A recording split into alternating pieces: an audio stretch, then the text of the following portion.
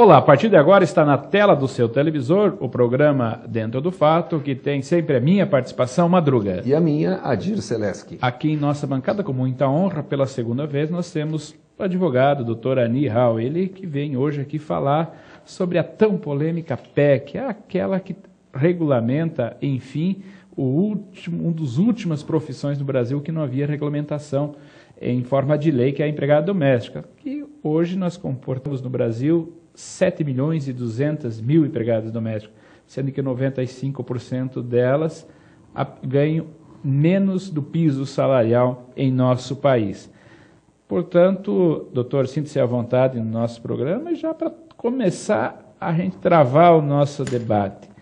De fato, o que essa PEC 66 de 2012, a tão polêmica fração que traz, o que reza nessa PEC? Bom, em primeiro lugar, cumprimentar você, Madruga, você, Adir, é uma satisfação a gente estar aqui para conversar com os nossos telespectadores sobre o assunto. Acho que isso é importante, entende? Do ponto de vista legal, o assunto está resolvido. Quer dizer, uma emenda constitucional tem aplicabilidade imediata, foi promulgada essa semana, entende? Alterou o parágrafo único do artigo 7º da Constituição, tirando aquilo que ainda tinha de diferença das domésticas e dos domésticos em relação aos demais trabalhadores. Então, esta questão está resolvida. Do ponto de vista ético, eu já disse isso em outros momentos, entende? Era um resquício que nós tínhamos ainda de uma legislação que concedia a um segmento dos trabalhadores uma parte de direitos, os tratava como algo menor. O que não se admite, não temos razões para ter esse tipo de diferenciação. Me parece que todos os que trabalham têm o direito assegurado. Então, esta questão está resolvida. Agora, cabe a implementação disso no dia a dia. Aí eu concordo que nós tenhamos algumas coisas para serem ajustadas. Agora, Arni, vamos até resumir um pouquinho aqui. Como era, porque já mudou, né? De direito já mudou, o relacionamento patrão-empregada, quais os direitos que ele tinha, e o que ele passa a ter de direito a partir de agora com essa PEC? Nas questões mais simples, para a gente simplificar aqui, nós tínhamos o quê? Carteira é obrigado a anotar. Então já tínhamos a anotação da carteira. 13º também, férias também, fundo de garantia optativo, não tínhamos jornada e por aí as demais questões estão praticamente afastadas. Então, simplificando, a doméstica normalmente tinha carteira anotada, 13º, salário e férias. Ponto, acabava por aí. Tudo recolhia o INSS, o carnezinho e tal. Daí, a partir desta questão, todas as outras coisas são uma espécie de novidade, ainda que algumas delas já tivessem previstas, mas na prática não aconteciam. Bom, essas vantagens, digamos assim, entre aspas, que é um direito do trabalhador, que ele passa a ter a partir de agora, ainda muita coisa não se sabe como colocar na prática. Como é que fica esse período agora, esse relacionamento entre o empregado e patrão, essa questão de relações, como é que o empregado age com o seu empregado doméstico, porque não é só empregado doméstico, é qualquer empregado no âmbito doméstico, seja um jardineiro, qualquer um outro, né? Porque a gente normalmente fala só da empregada. Né? Interessante você chamar a atenção para isso, vamos gastar um minutinho aqui para separar isso. Quem é o empregado doméstico? Essa é uma questão interessante, entende? Empregado doméstico é todo aquele que trabalha no âmbito da família ou do estabelecimento, desde que a sua participação não implique em lucro. Não dá para ter uma atividade lucrativa com a mão de obra do doméstico. Então, tudo aquilo que não é lucrativo, que não tem objeto de venda ou de oferir lucro a partir desse trabalho, está dentro da esfera do doméstico. Tendo uma atividade lucrativa, digamos que está lavando roupa para a família e começa a lavar roupa também para o vizinho, para a comadre, para o parente. Deixou de ser doméstico. Você tem aí uma atividade econômica que está oferindo lucro a partir dessa mão de obra. Então, doméstico, para ficar bem claro, é aquela atividade no âmbito da família, no âmbito da propriedade, que não tem nenhuma possibilidade, nenhuma participação de lucro com esse trabalho. Esse é o doméstico. Eu gostaria de chamar a atenção para o seguinte. Eu acho que nós temos aqui de novidades concretas. A primeira delas, salário. E o salário não estava definido quanto era o salário, agora está. Salário mínimo. E aí nós temos no Paraná um problema a mais, que no Paraná nós temos o salário mínimo do estado do Paraná, que é maior do que o salário mínimo nacional. E agora, no cálculo, qual que o salário do Paraná ou o piso nacional? Salário do Paraná. Nós não temos uma negociação coletiva, e que isso é uma outra coisa que não tinha as domésticas, ou pelo menos no Paraná não tem, mas poderá e agora deverá ter, que é ela se organizar enquanto categoria. Tem um sindicato de domésticas e um sindicato de empregadores domésticos, categoria profissional e categoria econômica, e eventualmente ter uma negociação coletiva, uma convenção coletiva que pode fixar uma série de coisas. Sim. Portanto, o salário é a primeira novidade, eu diria assim. A segunda, que causa uma dor de cabeça para todo mundo, entende? A história da jornada. A história da jornada está todo mundo sem saber o que fazer, entende? Bom, a jornada equiparou os demais trabalhadores. A jornada é 8 horas diárias, com possibilidade de aumentar até 2, 10 horas, que é a prorrogação normal que os trabalhadores podem ter, 44 semanais. Passou disso é hora extra. Como é que vão computar estas horas? Vai aqui uma carga de bom senso, entende? Por quê? A legislação geral prevê que menos do que 10 empregados você não é obrigado a ter registro, ponto, ou no papel, ou no relógio, ou cartão, qualquer coisa parecida, entende? Eu não conheço ninguém que tenha mais de 10 empregados domésticos em casa. Acho que não tem, não é a nossa realidade, pelo menos aqui. Então nós vamos ter a situação que não é obrigado a ter um controle, mas manda o bom senso que se ajuste a algumas coisas. Me parece que aqui o bom senso é fundamental. Porque são pessoas que estão no âmbito da família. Não é possível que quem esteja trabalhando na mesma casa, comendo na mesma mesa, não consiga se entender. Olha, para aqui um pouquinho antes, começa um pouco depois, que no somar da semana não haja um extrapolamento da jornada que seja absoluto. É isso que vai ter que acontecer, entende? Se quiser fazer por escrito, faça. Acho que é importante. Mas, do ponto de vista da exigência, não é uma exigência, porque não são até 10. Mas, recomendo-se bom senso. Mas aí, doutor, nós precisamos apimentar um pouco esse debate. A gente sabe que agora, né, com essa lei que está, a doméstica vai ter 220 horas de trabalho, 44 semanais, vale transporte, seguro-desemprego, não pode trabalhar mais que 2 horas extras, assim por diante. Mas e a pergunta é, como que fica a insalubridade dessas empregadas domésticas que desenvolvem serviços do lar com atividades insalubres? Bom, não entrou no capítulo, eu me dei o trabalho de conferir antes de vir para cá, pegando já a nova redação do parágrafo único do artigo 7º da Constituição, e conferindo inciso por inciso, o inciso que trata da insalubridade não está emendado, portanto não entrou. Talvez tenha tido uma espécie de pressuposto que no âmbito do lar ou não do existe não periculosidade. É que já está difícil eu digerir a coisa dessa forma. Eu até acho que é um pouco difícil, entende? Mas em tese faltou. Em tese faltou. Poderá mas não, nesse momento não se discute. Como ainda. A insalubridade e periculosidade se resolve por perícia, eu não me admiraria se aparecesse alguém dizendo, olha, eu trabalho numa situação que é insalubre ou perigosa por X, Y, Z razões, que não é lucrativa, que não tem atividade econômica de lucro, e tecnicamente você poderia oferir ou fazer. Vamos dizer que mexer com fogão a gás e cozinhar é perigoso. Eu não digo que a hipótese, repare bem, a hipótese não foi contemplada, mas o fato de ela não ter sido contemplada não significa que ela não existe. É possível. Mas já abre uma brecha de discussão judicial. Eu me parece que tem aqui um sinal, entendeu? Aquela velha história, entendeu? O fato do filho não estar registrado não significa que ele não exista. Entende? Chamando para uma outra discussão, entendeu? Então, poderá ter discussões. Mas, doutor, eu preciso chamar o intervalo, voltamos logo em seguida, não saio daí. Estamos falando com o doutor Arni Raul, que é advogado, claro, estamos falando aqui sobre a PEC 66, aquela que regulamenta a atividade do empregado doméstico.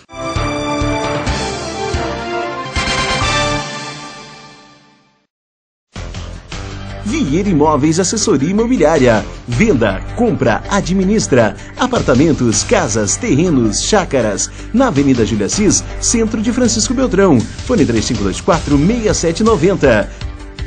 Vieira Imóveis, o lugar certo para bons negócios.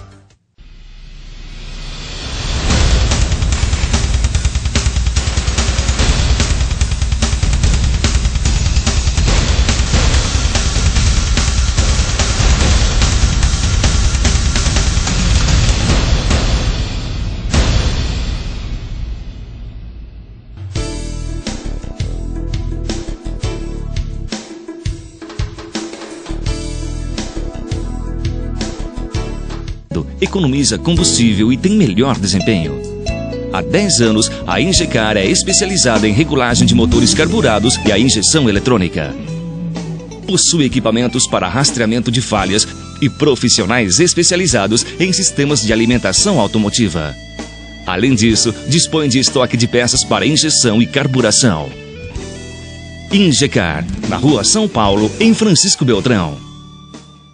Auto Posto São Carlos, 8 anos em Beltrão, atendendo com eficiência e qualidade. Troca de óleo, lavagem e loja de conveniência, com uma equipe preparada para melhor atender você. Auto Posto São Carlos, 3523-6035. Em Francisco Beltrão, móveis residenciais e para escritório, você encontra aqui. Maquizil, beleza e economia você encontra num só lugar. Maquizil, móveis pro seu bem-estar. A Pioneira Imóveis oferece a oportunidade para você comprar o seu apartamento. Edifício Leonardo da Vinci, já em construção na Avenida Júlio Assis, no centro de Beltrão, ao lado da antiga Fabicar. 2 elevadores, salão de festas com piscina, 3 modelos de apartamento, sendo apartamento com 2 suítes mais um dormitório, apartamento com 1 suíte e 2 dormitórios ou 1 suíte e 1 dormitório. Edifício Leonardo da Vinci. Vendas e informações Pioneira Imóveis. Fone 3524-1910.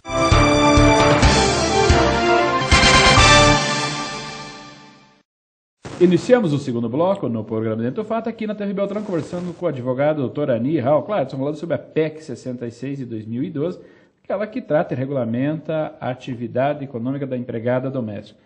Doutor, nós precisamos aqui também levantar algumas questões que a gente vê no dia a dia. A gente vê muitas prestadores de serviço doméstico, ou seja, empregada doméstica, que trabalha e pernoita na casa. Como que se trabalha isso do campo jurídico e até mente legal essa situação? Bom, me parece que a gente tem que fazer uma consideração um tanto genérica aqui, que é mais ou menos o seguinte: a tendência, quem sabe a médio prazo, é você ter uma modificada nas relações do trabalho doméstico. Eu acho que isso vai acontecer. Entende? Acredito que vai haver uma redução destas pessoas que pernoitam, que moram com a família, e há uma tendência a um maior número de pessoas que vão apenas trabalhar, não vão ficar com a família em tempo integral. Até porque há uma tendência também de você ter um maior número de diaristas, tem pessoas que trabalham em vários lugares ao mesmo tempo. Eu tenho visto isso já nos últimos anos, já como uma espécie de uma tendência. Então, considerando essas tendências, que eu acho que elas vão se confirmando aos poucos, o que nós temos no curto prazo é que aquela pessoa que vive no âmbito da família, ela poderá ter descontado o seu salário, uma fração que está assegurada na CLT, lá por conta de alimentação e por conta de morar, mas não pode passar de 30% do total do desconto. Como é que vai controlar a jornada? É mais complicado, entende? Digamos uma pessoa que cuide de crianças. Evidentemente que poderá uma criança chorar de noite, aliás, normalmente choram, entende? E aí você vai fazer o quê? A pessoa, não, agora eu estou no meu descanso, não vou atender. Isso não é compatível com a realidade. Então, me parece que haverá uma tendência, então, de reduzir esse trabalho em tempo integral e uma tendência às pessoas da família assumirem tarefas que até agora vêm sendo delegadas para as domésticas, para os domésticos. Tenho a impressão que vai haver uma mudança no comportamento. Aí um dia desse eu estava na rádio, alguém até ligou, nós abordando esse assunto, e alguém comentou uma situação assim. Um exemplo prático, e começa a surgir aqueles exemplos práticos, as pessoas tentam deslindar como é que isso vai acontecer a partir de agora, né? Alguém estava abrigando a filha de um amigo que mora no interior para morar na cidade. E em troca, para ela morar ali, ela ajudava nos serviços domésticos, ajudava no serviço da casa. Como é que fica essa relação hoje? O tal de trabalho a troco da comida ou coisa parecida, entende?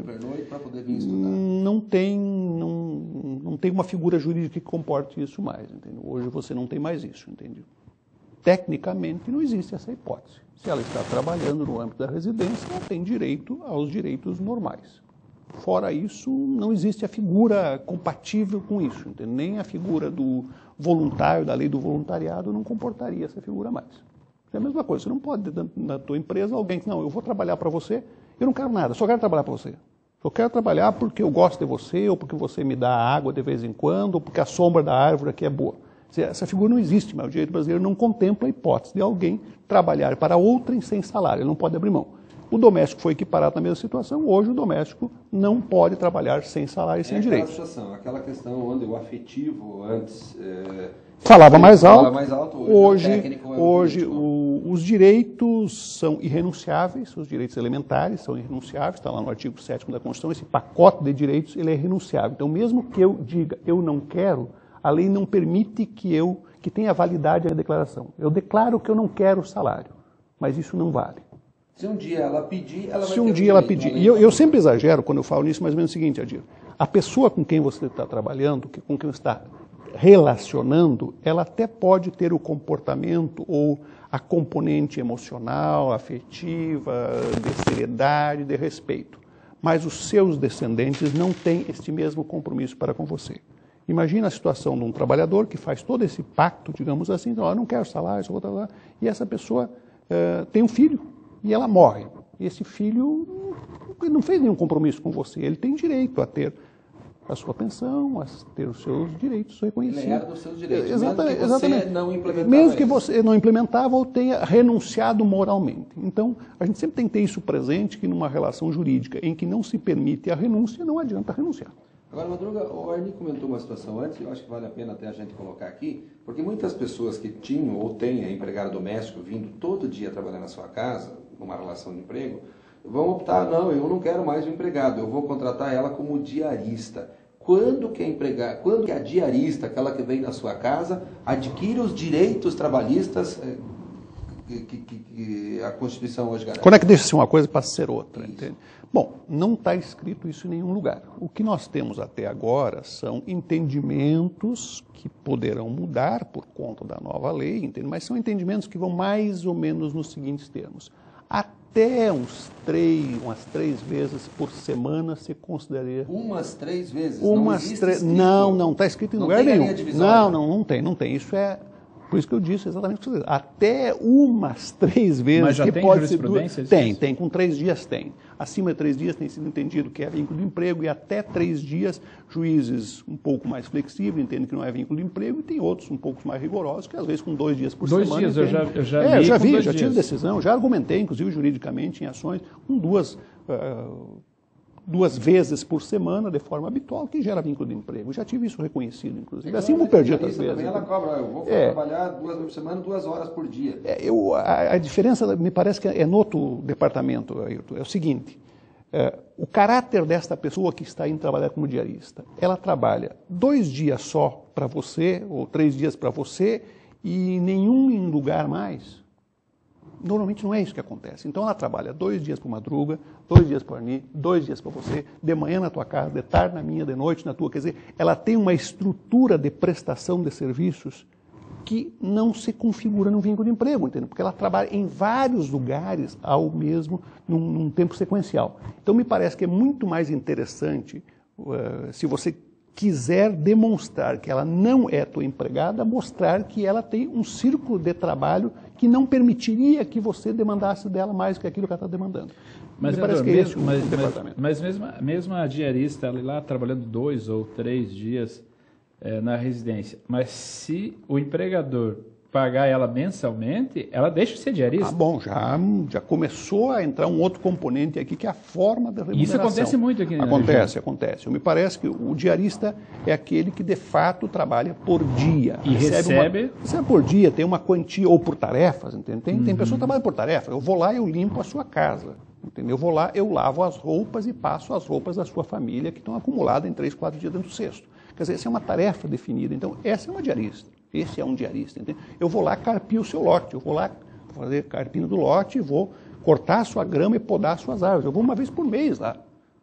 Tem sequência? Tem. É habitual? É, mas é um serviço definido. Executou o serviço, faz o pagamento. Recebeu e assunto encerrado. Tira o recibo. Exatamente. Não tem uma pendência, não há uma dependência, que é o termo que a lei usa, em relação de um para com o outro. Há uma relação que terminou naquele momento. É o cara que vai na tua casa, por exemplo, conserta a lâmpada. Você pode ter a desgraça de ter lâmpada queimada todo mês. Ele é um prestador de serviço. É um prestador de serviço, exatamente. Vai lá, faz o serviço, assunto encerrado, vai embora. Chegamos ao final do nosso segundo bloco, voltamos logo em seguida, não saia daí. Estamos falando com o advogado Dr. Arni Halcla, estamos falando sobre a PEC 66/2012, que trata da legalização, o reconhecimento do serviço doméstico.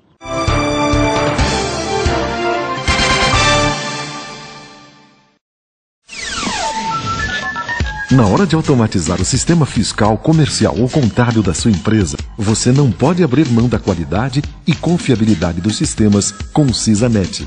Nota fiscal eletrônica, conhecimento de transporte rodoviário, SPED fiscal e contábil e muito mais.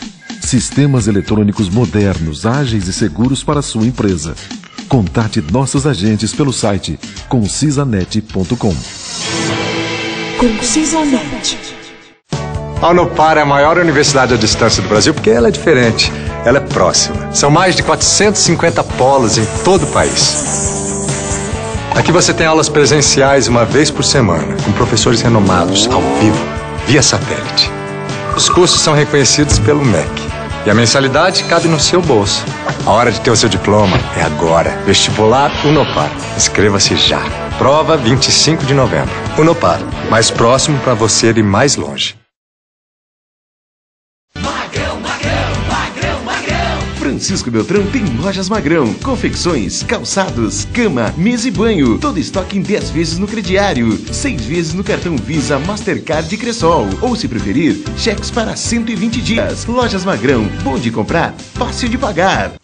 Portal Peças, comércio de peças novas, usadas e recondicionadas para automóveis nacionais e importados. Na Rua Salvador 455, bairro Alvorada, perto da Kazinski Motos, em Francisco Beltrão. Fone 3524-4838. Escritório Contábil Madruga. Escritório de contabilidade que atua nas áreas contábil, societária, trabalhista e fiscal. Experiência e competência. Escritório de Contabilidade Madruga. Rua João Pessoa, bairro Kennedy. Fone 3523-2126.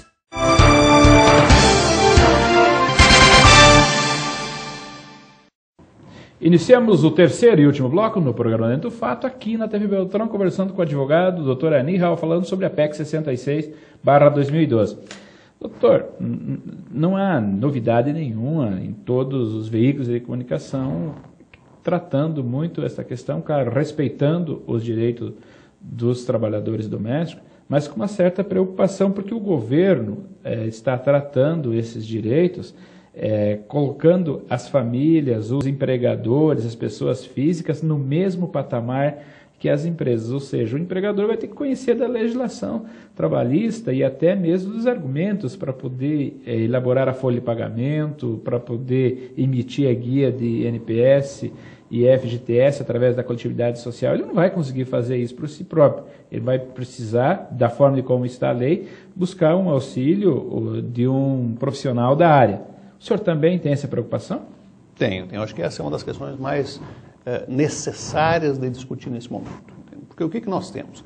A operacionalização de uma relação de trabalho na iniciativa privada, digamos assim, um trabalhador normal, para quem tem empresa, ou mesmo para quem seja empresário, um microempresário, ou que tenha um empregado só, ela exige uma burocracia que me parece que, em primeiro lugar, eu acho que é exagerada, a gente tem burocracia demais, não precisa de tudo isso, mas exige uma burocracia porque tem uma formalização que não é compatível com o empregador doméstico. Não tem como exigir de um empregador doméstico, que normalmente é uma única pessoa, até por ser um empregador doméstico, é ele, ou é o marido, ou é a mulher que faz essa relação no âmbito da família, entende? E um único empregado. Ou que tenha 2 empregados, mais do que 2, dificilmente vai ter. Entende? Então, exigir toda a burocracia que se exige de uma empresa deste empregador, me parece que é maluquice, é exagerado. Então, deverá haver uma regulamentação no sentido de como operacionalizar essas questões.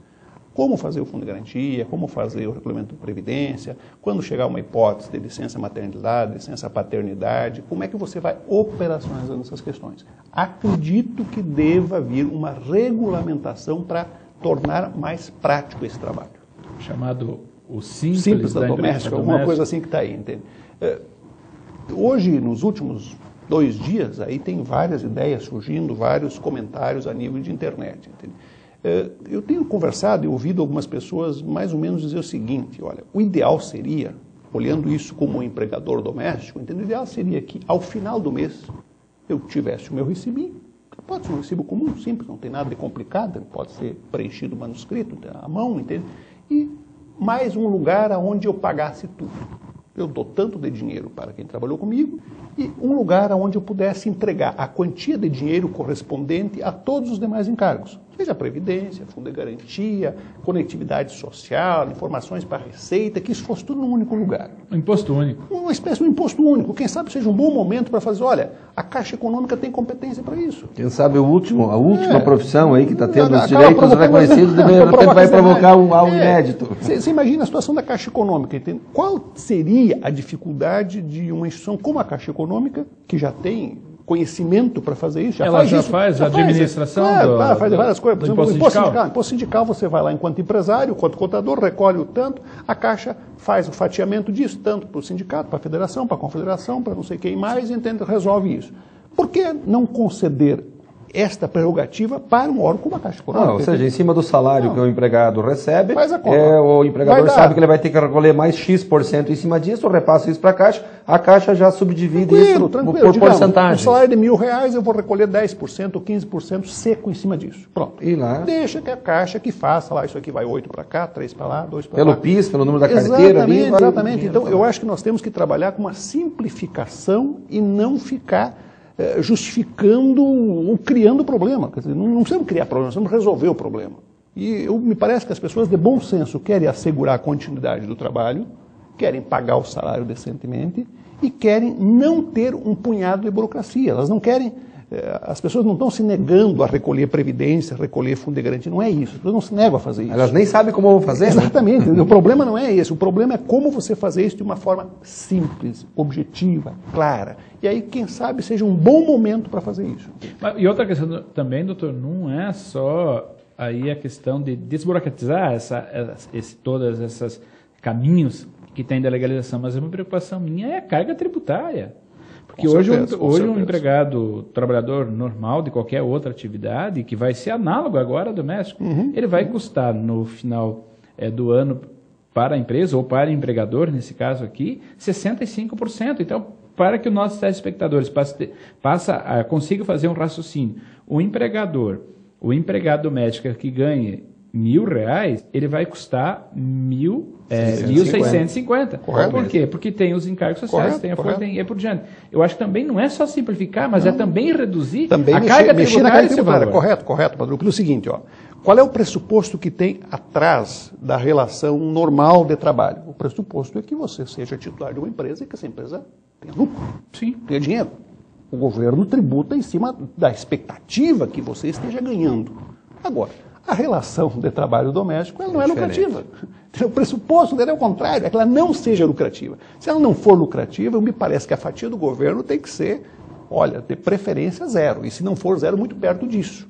Então, o que você tem que recolher é o básico para assegurar o acesso à saúde, o acesso aos benefícios normais que tem ali. Mas tem que haver uma rediscussão do pacote tributário em cima de uma atividade que, pela sua natureza, ela não é lucrativa. O caso você citou, Arni, o fundo de garantia. Vamos um exemplo, onde é que está a fatia do governo?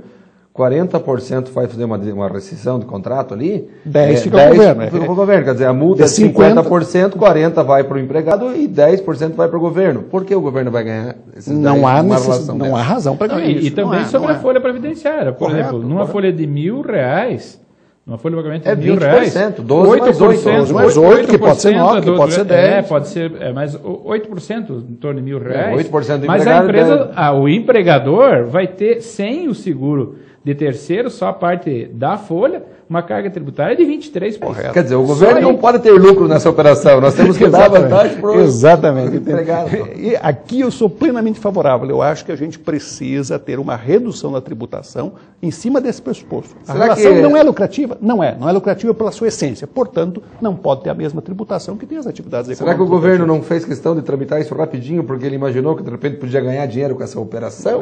Eu não duvido, não. Mas eu acho que a gente precisa fazer essa conversa com os pés no chão, entende? Tem que colocar isso na mesa, entende? Não dá para a gente ignorar essa conversa. E antecipar esse debate, doutor, porque eu já tenho acompanhado aqui na mídia, já começou a demissão em massa desses trabalhadores domésticos. A gente já tem acompanhado isso, aqui em Francisco Beltrão mesmo já. Agora, Arni, você como advogado trabalhista, qual é a recomendação hoje? Por exemplo, está lá alguém que está contratando um empregado. Ele não sabe se ele registra, não registra, de que forma ele registra, o que ele recolhe nesse momento enquanto não se define isso? Não tem escape. Vai registrar e vai recolher. Por enquanto ele vai recolher o INSS. Ou não contrate. Não, por enquanto ele depositar registra o fundo de garantia. E o fundo, mas de que forma ele vai recolher o fundo de garantia agora? Não, o fundo de garantia já se fazia antes, é possível fazer, não tem grandes dificuldades para fazer, entende? Então, você vai assinar a carteira, cuidado com o salário tem que ser no mínimo, e neste caso do Estado do Paraná, porque senão me parece que você ficaria devendo uma parte, exatamente, criando um passivo, entende? Você vai recolher o fundo de garantia e recolher o INSS, no mínimo isso. E, evidentemente, ao final do ano você terá o 13º, as férias, a coletividade social vai ter que ir para o contador hoje, não tem como você fazer diretamente ainda. Né? Então, os 90 dias que o Ministério do Trabalho está dizendo aí que vai regulamentar, essa palavra regulamentar me parece que ela está mal colocada. Eu acho que ela é operacionalizar. Como fazer? Entende? O direito existe. Exatamente, não vai mexer, as pessoas têm uma expectativa, não vai tirar alguma coisa, vai diminuir, não acredito nisso. No máximo, o governo poderá abrir mão de alguma parte dos tributos, e aí não tem nada a ver com o Ministério do Trabalho, aí tem a ver com o Ministério da Fazenda, que é o dono do caixa, é outra conversa. Mas, doutor, nós estamos chegando ao final do nosso programa, eu deixo aí 30 segundos para que o senhor faça as suas considerações finais. Eu acho que o importante registrar aqui, Adir e Madruga, é de que este é um assunto necessário, entende? A gente precisa conversar sobre ele, porque é uma categoria de trabalhadores que fazem parte do nosso dia a dia, fazem parte das nossas famílias, e elas têm que ser tratadas com dignidade. Nesse sentido, assegurar a elas também os direitos que já têm assegurado os demais trabalhadores é uma questão ética, uma questão filosófica, acho que ninguém consegue ser contra isso. Isso não tira o direito da gente reclamar da operacionalização, do como fazer e da carga tributária que é pesada. Me parece que essa é uma discussão necessária, entende? Tratar o empregador doméstico como uma empresa que é o fé e lucros é um erro, é um equívoco. Então, há uma necessidade de tratar o empregador doméstico diferente dos demais empregadores. Isso não significa tratar o empregado doméstico com menos direitos. Já há tratamentos diferenciados em outras séries de situações, de microempresa, grande empresa, recolhe isso, não recolhe aquilo. Mas, então, me parece que a gente precisa de um tratamento diferenciado na carga tributária em relação ao trabalho doméstico. Essa é a questão central nesse momento. Quero agradecer aqui, Arnia, sempre a tua disposição de vir aqui no programa debater assim, assuntos tão polêmicos quanto esse. Quero agradecer também sempre a participação do comunicador Ardir Selesky e agradecer também você, telespectador, por nos ter a grata audiência e a responsabilidade que tem de nós levar esse programa para dentro do seu lar. O programa Dentro do Fato volta a semana que vem. Até lá.